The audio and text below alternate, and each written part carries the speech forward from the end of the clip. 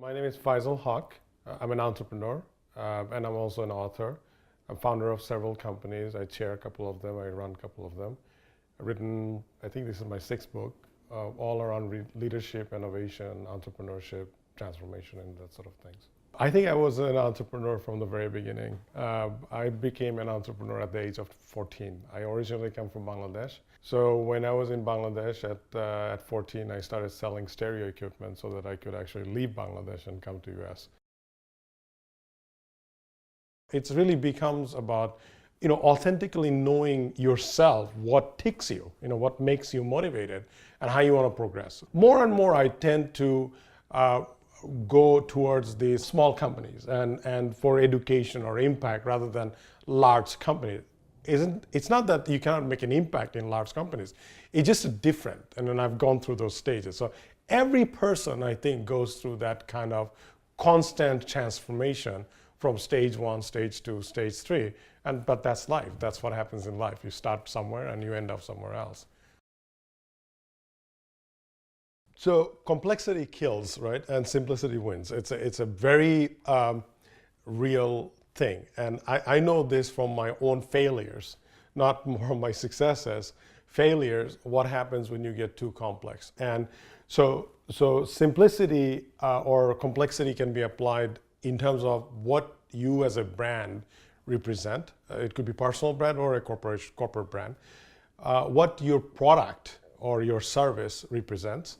And how does that connects or doesn't connect with the audience that you're trying to capture? It can be very complicated, right? So for example, if you look at, supply chain management, logistics, CRM, these are, the minute you say those words, especially people in this generation, the digital generation, they shut down because it's too complicated, right? And it's hard to get excited about, let's do logistics optimization.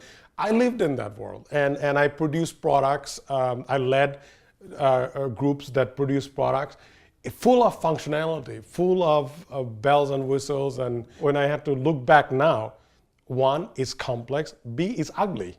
And C, it's not at all, it does not connect with the audience, right? So even if you're producing products that are for a complex solution, you have to force yourself to come up with simplistic way to create them and connect with the audience. Otherwise, you fail, right? And by the way, not everything is, it's not always possible to make everything simple, right?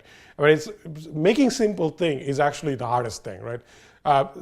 As much as people say, well, why can't you just make it simple? Why can't you write simple words? I mean, author says this all the time. I think it's Hemingway, said that writing simple things are the hardest thing because if you want to write something and boil down to 2-3 words, you actually have to think about 300 pages and then boil it down to 2-3 words.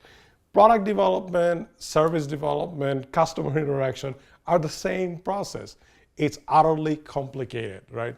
Utterly complicated, and it takes time, energy, whatnot. But if you are not forced to force yourself to create that simplicity that allows you to connect with people and that allows people to use your product or service and that allows you to buy it in a simple way, then you'll fail. I mean, there's no other way. And I know that from personal experience in terms of when I failed because of complexity, not because of the idea wasn't good.